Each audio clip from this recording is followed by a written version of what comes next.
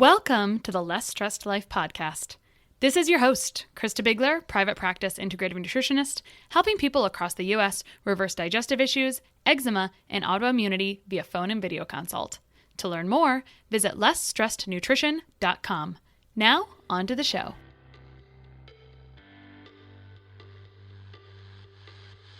Okay, today on the Less Stressed Life, we have Nour Zibdeh. Nour is a functional and integrative dietitian, author, and speaker, and a great friend.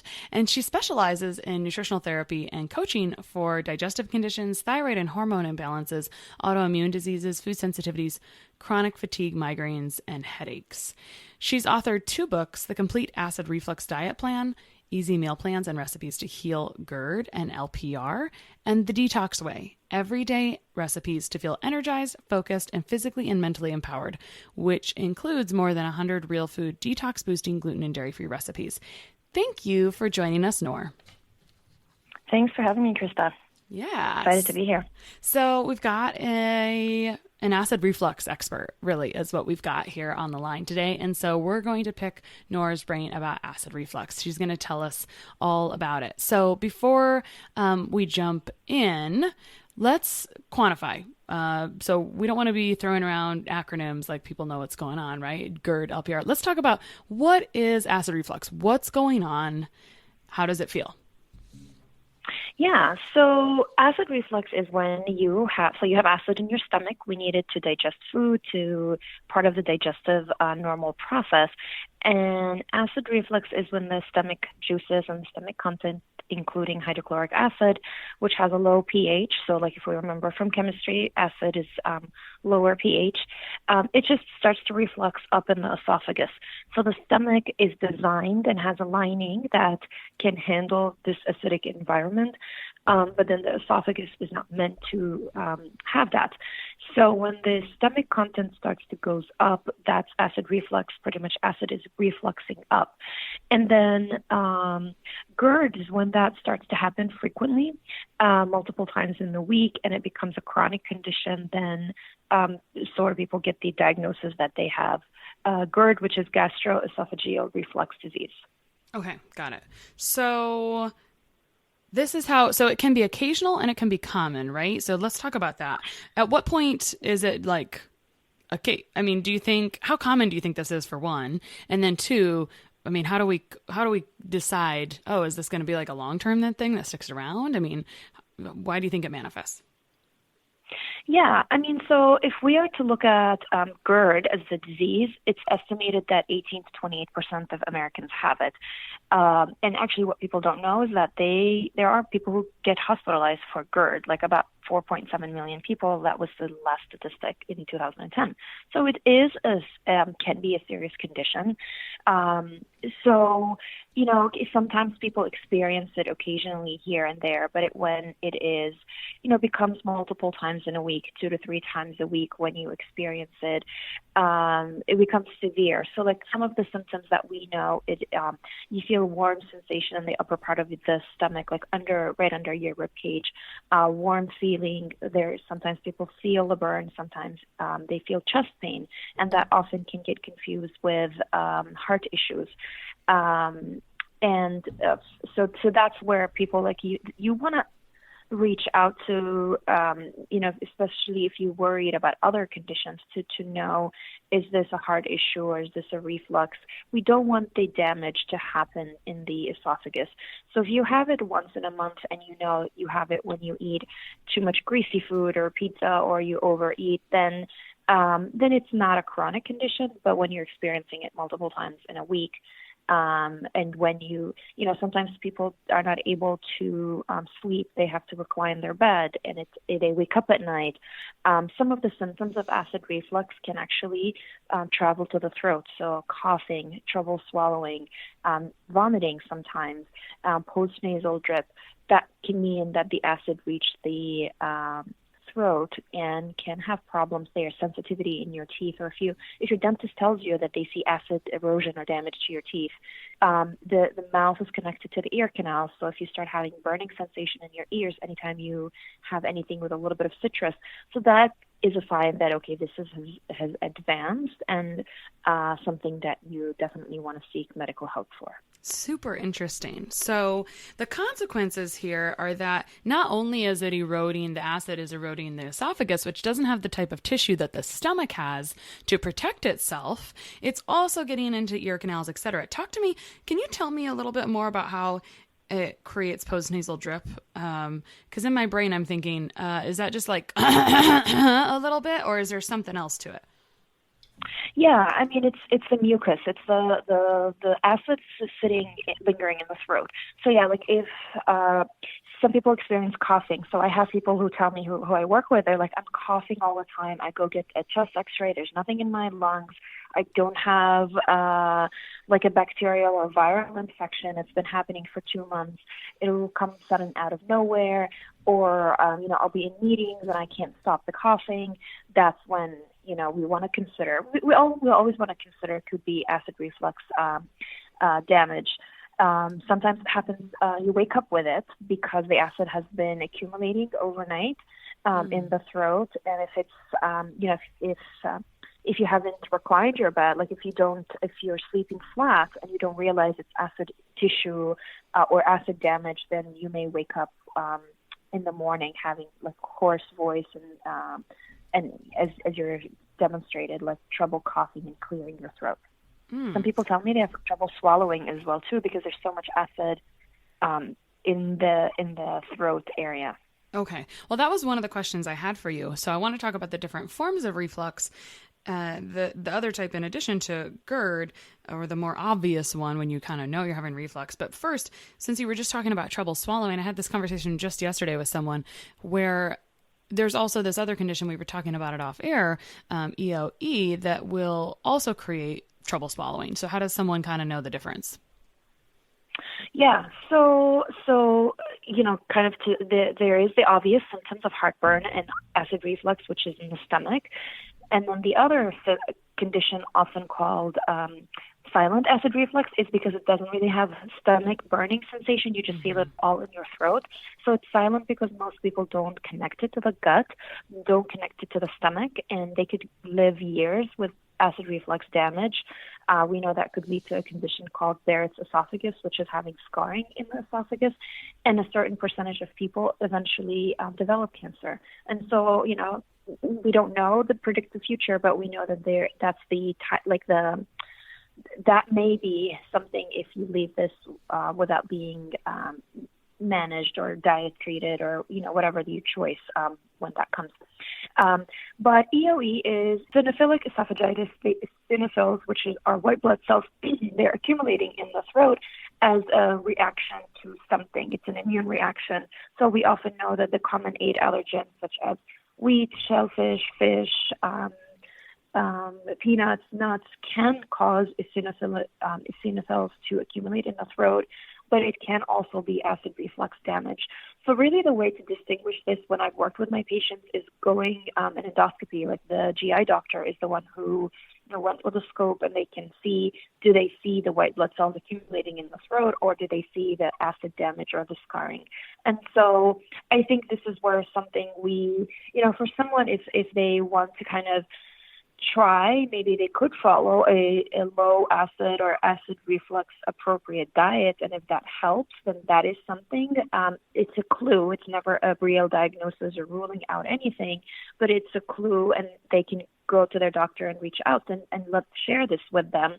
But if they try an acid reflux diet or meal plan and that doesn't help, then it may be something else. And I never discourage anybody from getting a consult with a GI doctor, because it's always helpful to rule out things, and then we can kind of progress with a diet or supplements with more knowledge. Right. Yeah. You did a good job of going over a lot of things there. So I'm going to recap, because GERD, we see it for what it is, right? We think of it as this kind of like, oh, this common disease, it's almost normal.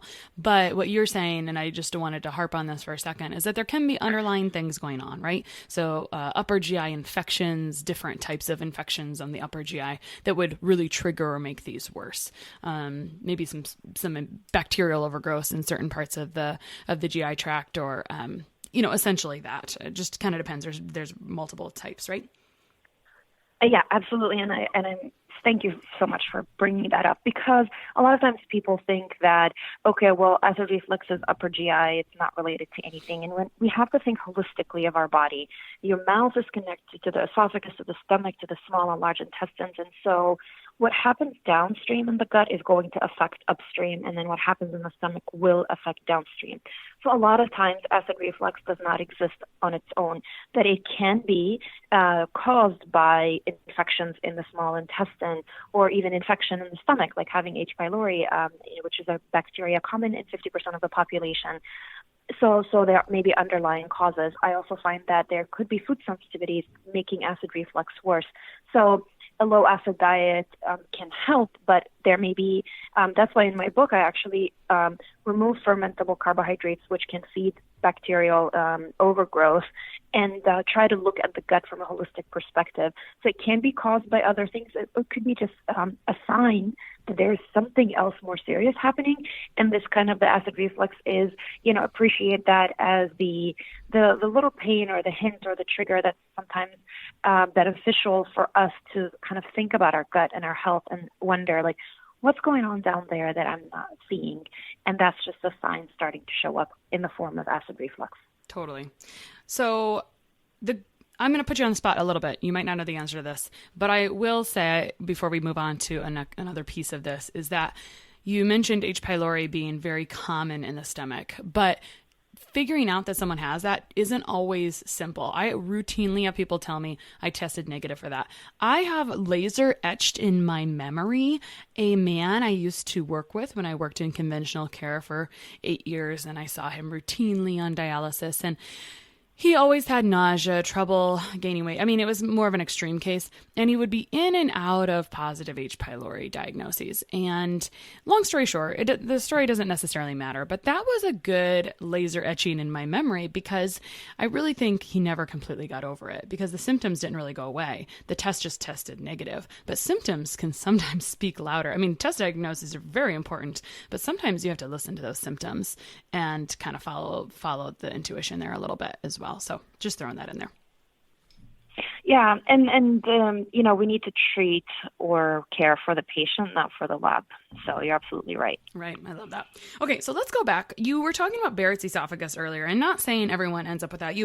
Just to recap, we were talking about when we've got things refluxing, we can damage tissue, right? The esophagus isn't able to take care. I mean, it's not made for this acid like the stomach is. So we can get this acid damage. There's things that can happen long term, but can you repair that tissue? And so you can soothe it and improve it, so let's say like you halt GERD, or you really significantly reduce the reflux. Are you able to then repair the tissue so it's not so raw? Well, it's possible, right? With the right healing nutrients. We know that there are certain nutrients that help repair the gut lining. If in theory, the lining of the gut repairs every 3 to 4 days.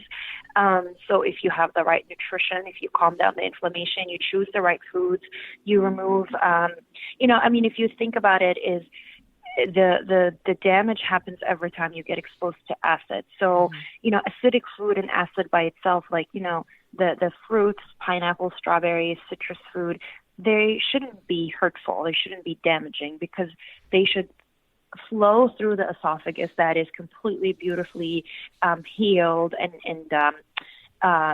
they don't cause any acid damage. Unfortunately, is when you have the acid from the stomach refluxing. What happens with Barrett's esophagus is that now you have the acid, you have the pepsin enzyme, which should stay in the stomach, is ingrained in the lining of the esophagus. So anytime you eat anything acidic, now that activates the pepsin enzyme, and it starts to eat up your cells in the esophagus. So, think about it this way. It's like you have crab that are flushing from the stomach to the esophagus, and now they're eating up the lining every time you get exposed to acid. So if we can calm down the inflammation by taking out acidic foods for a short period of time, adding some healing nutrients, things like aloe, licorice root, potentially if someone has food sensitivities, let's take those out of the picture. Let's look at all of the gut and see, are there any pathogens? Because, we have to think of, okay, what is making the acid and the stomach juices reflux up. We have a muscle called the LES, or the lower esophageal sphincter, and these separate the esophagus and the stomach. So now when they're loose, or when there's too much pressure from the stomach, whether that's from being overweight or but sometimes pregnancy, some women experience acid reflux because there's more pressure in the abdomen, or maybe there is bacterial overgrowth, and now the bacteria is creating more gases, and these are pushing the stomach content up. Some people have hernia. Some people have a looser muscle, like, a lot of them, as with aging, some of our body functions don't work the way they're supposed to.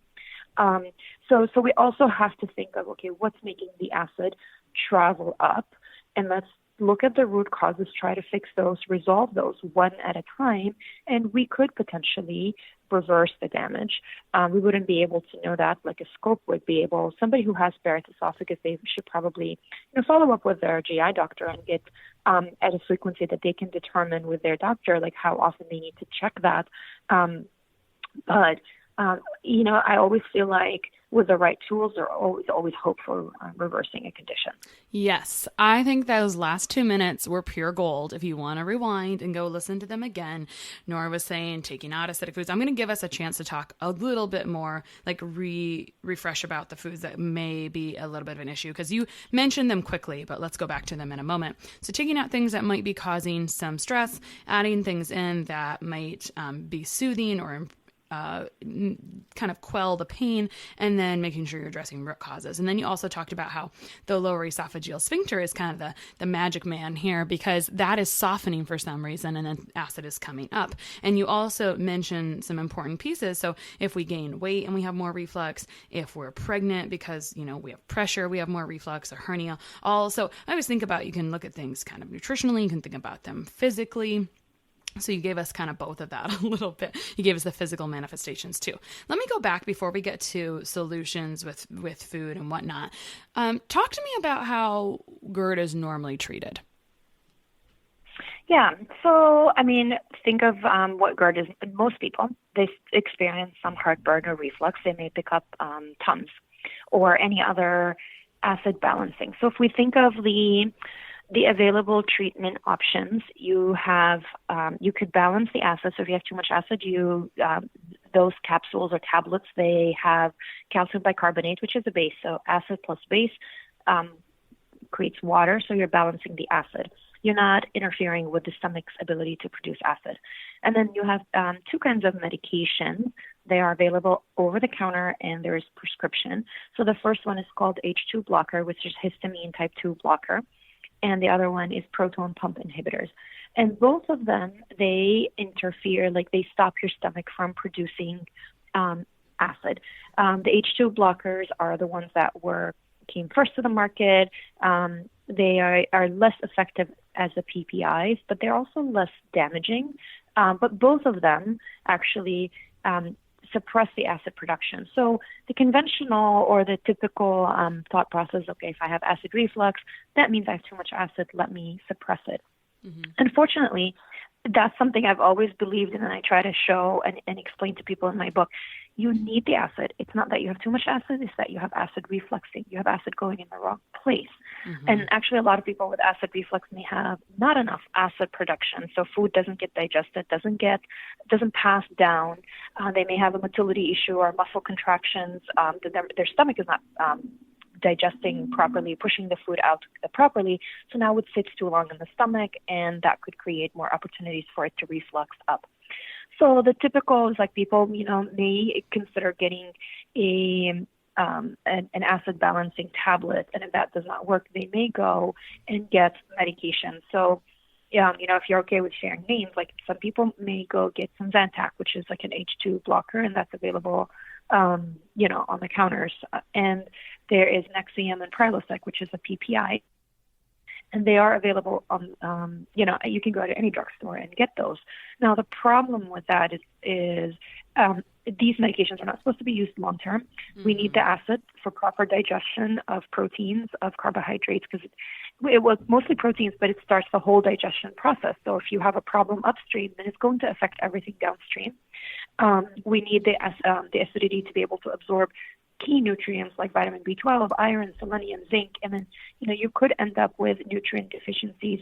They have been some researchers linking PPIs and acid suppressing medications with osteoporosis and bone density reductions. So that's serious. That's a serious condition if you are taking this, especially long term. Mm-hmm. And I always explain the acid is a bouncer. Like you're at a club and it's doesn't want everybody to get in. So that's also, not that I go clubbing, but I just see that on TVs, right? So TV shows. So, the acid is there to protect us. We cannot live in a bubble, so we are going to get pathogens and bacteria and parasites from our food, from air, and the acid is going to kill those bacteria. It's going to, the acidity is to keeping the gut sterile from potentially damaging pathogens. So now you have interfered with that. The stomach is not acidic as it should be, and now you potentially have the opportunity for H. pylori to grow and for you to pick up pathogens from the lettuce or from anything that could be contaminated in our environment.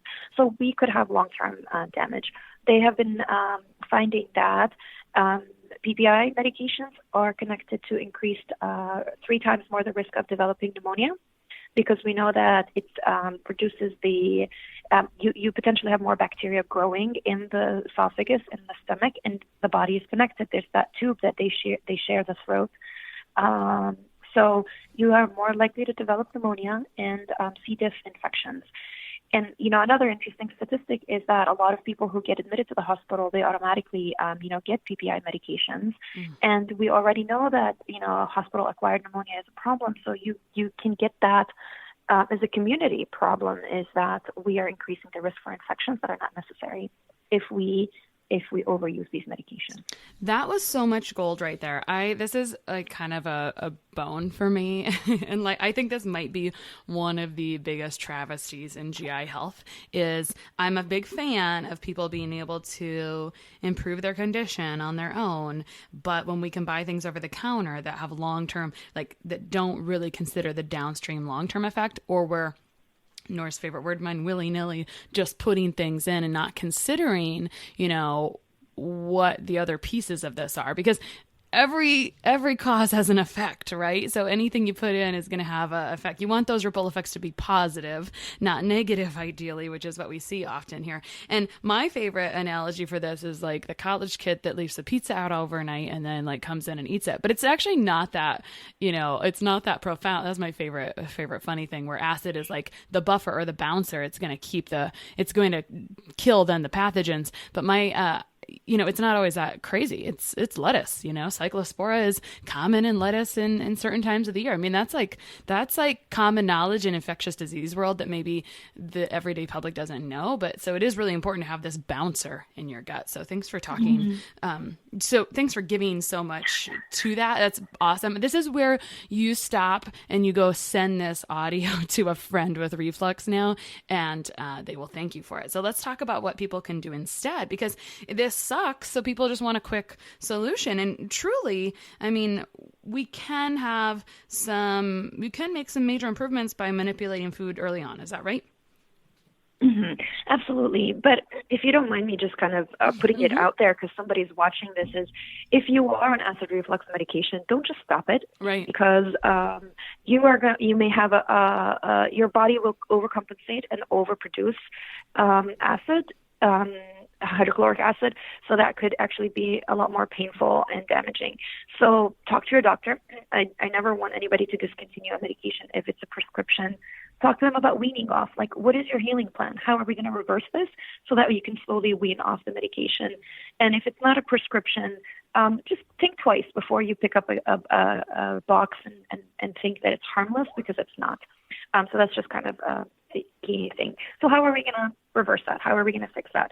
As I share in my book, and I tell people, the common things, let's remove the acidic food. Let's remove the lemon and the tomato and the spicy foods, and the citrus foods like strawberries and pineapple can be, for a lot of people, irritating. We know that coffee can loosen the LES, lower esophageal muscle. Coffee can actually increase the production of acid or hydrochloric acid. So that can be a problem. So maybe switching to decaf coffee or removing coffee completely. Sometimes tea can be a problem for people. So I would say in addition to the acidic foods, removing tea, coffee, and also onion and garlic can be a problem. Now, in my book, on top of that, I remove carbohydrates that tend to feed the pathogens. So I kind of went with the assumption that, you know what, most people are going to have bacterial overgrowth, whether it's in the stomach or in the small intestine. So let me also help them reduce that gas and the bloat and the gas production on the stomach, the abdomen area that could create that pressure. And then we do a reintroduction. So we start reintroducing things one at a time, and we see how that helps. So I do actually take out wheat, high foods, like a lot of grains can create fermentation. Certain fruit can create fermentation in the gut. So I took those out in the plan. Love it. Love it. Love it. Very helpful. So you can definitely learn more in the book about the food. Now I have to ask this question. Are stress and reflux related? 100%. Absolutely.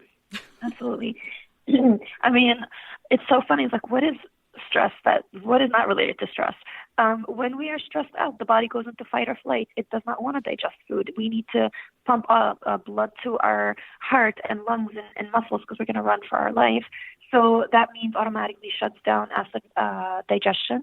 So that shuts down, I mean, we want acid to digest food. So that immediately shuts the stomach digestion, gut motility, small intestine digestion, enzyme production. So yes, we need to talk about lifestyle, like eating slowly, taking your time to transition between one activity to another, to not eat and drive and talk and run meetings at the same time.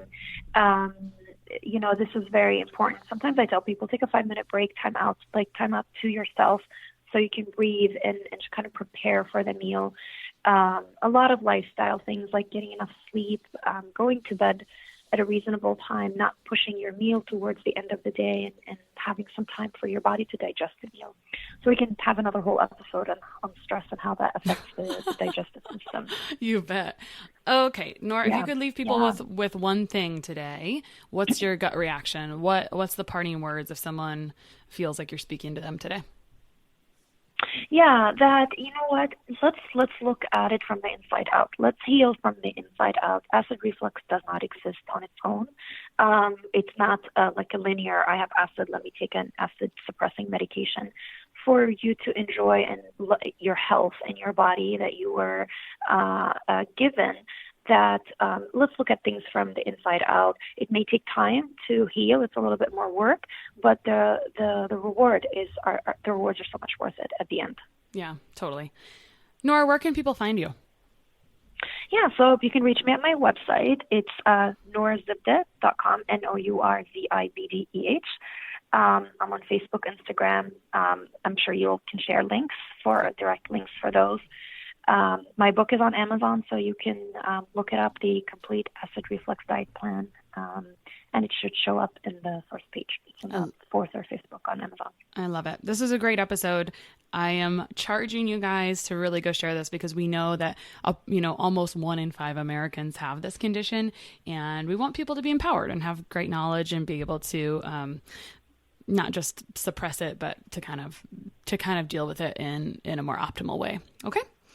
Yeah, absolutely. And, I do have, if people are wondering about why this is happening, I do have a free download on my website, just to kind of get people to ask the right questions. Like, is it this? Is it that? It doesn't really solve anyone's problems, but a lot of people are not sure what direction to take when it comes to their health. So I'm happy to share that as well. Sure. I love that. I think I might even have the link. I think it's nourzibdeh.com /real causes.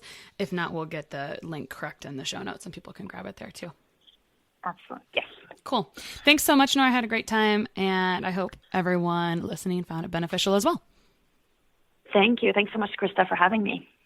One of the best gifts you could give us at the Less Stress Life is your feedback. We are paid in podcast reviews. If you enjoyed this or any other episode, please leave us a review. In the iTunes store or from your podcast app, just search for Less Stress Life as if you're not already subscribed. Click on the banana face image, scroll to the bottom where it shows the text of other reviews, and write a review. While you're there, hey, make sure you hit subscribe. For Android or Stitcher users, you gotta go to the desktop site and search for Less Stress Life, and then scroll down to leave a review. Stitcher doesn't load Apple reviews on their site, so if you want, you can leave a review in both places. Your feedback means a lot to the success of the show. Thanks so much for taking the time to do that. You rock.